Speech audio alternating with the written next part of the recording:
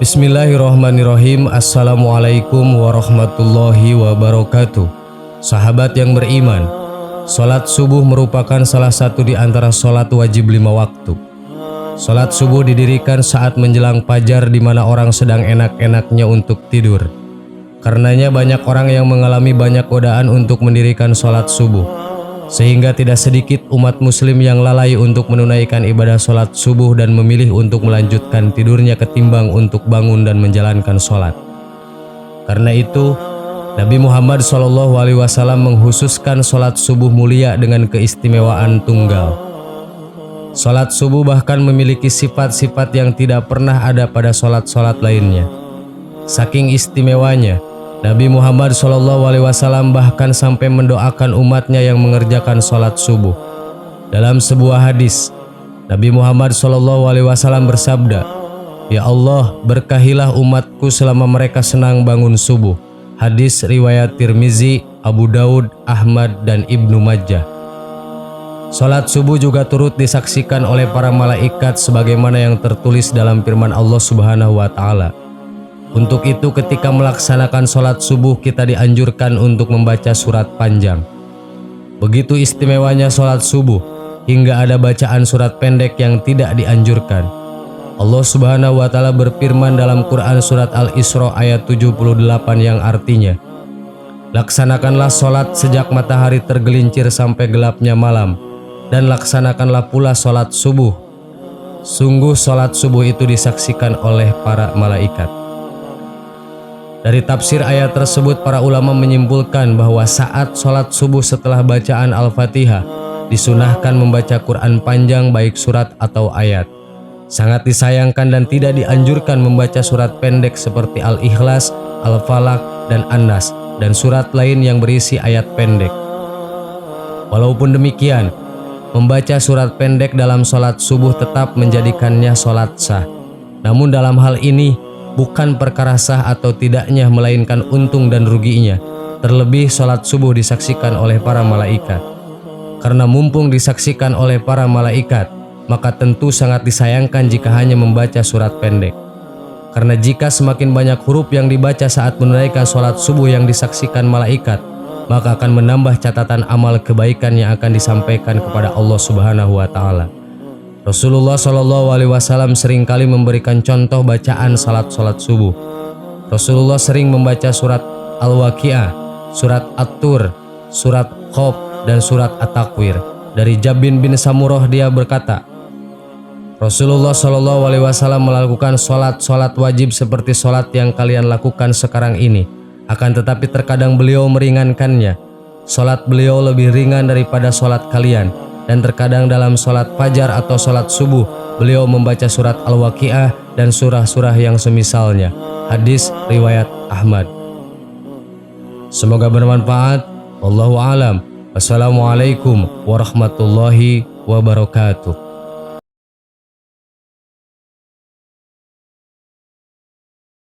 Bismillahirrahmanirrahim. Assalamualaikum warahmatullahi wabarakatuh. Sahabat yang beriman, sholat wajib sangat dianjurkan untuk dilaksanakan secara berjamaah.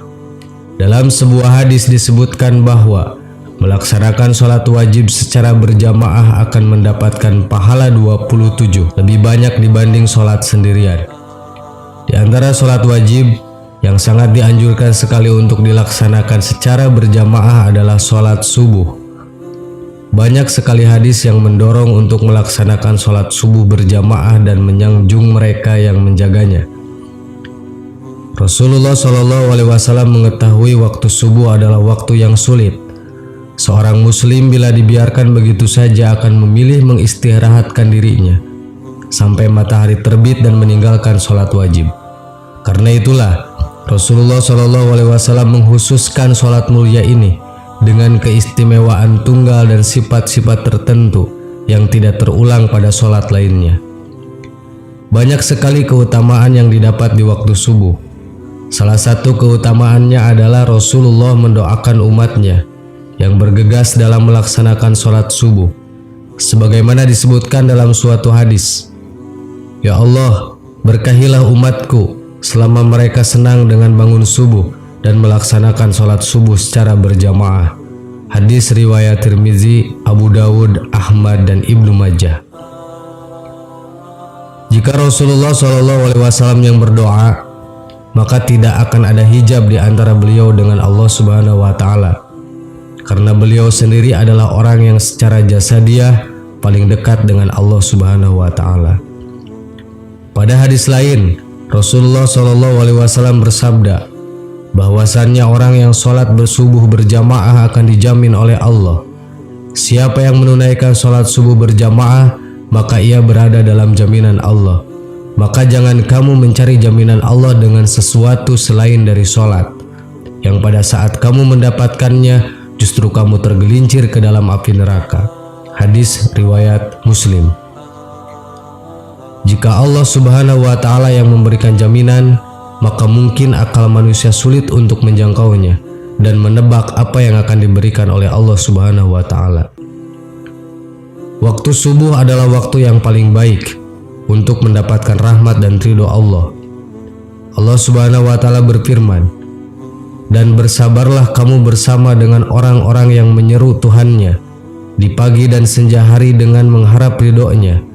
Dan janganlah kedua matamu berpaling dari mereka karena mengharapkan perhiasan kehidupan dunia. Dan janganlah kamu mengikuti orang yang hatinya telah kami lalaikan dari mengingat kami, serta menuruti hawa nafsunya, karena keadaannya itu telah melewati batas." Quran Surat Al-Kahfi ayat 28. Keutamaan sholat subuh yang lain adalah Allah Subhanahu wa Ta'ala kelak akan memberikan pahala yang melebihi keindahan dunia dan isinya, sebagaimana telah disebutkan dalam satu riwayat Imam At-Tirmidzi dari Aisyah radhiyallahu an telah bersabda Rasulullah SAW, 2 rakaat salat fajar pahalanya lebih indah daripada dunia dan isinya. Begitulah keistimewaan salat subuh. Lalu apa yang menghalangi kita untuk menyikap selimut dan mengakhiri tidur kita untuk melaksanakan salat subuh? Bukankah ibadah ini menjadi bagian yang begitu besar dibanding dunia dan isinya? Dan berikut ini adalah keutamaan salat subuh. 1. Pahala salat malam 1 malam penuh.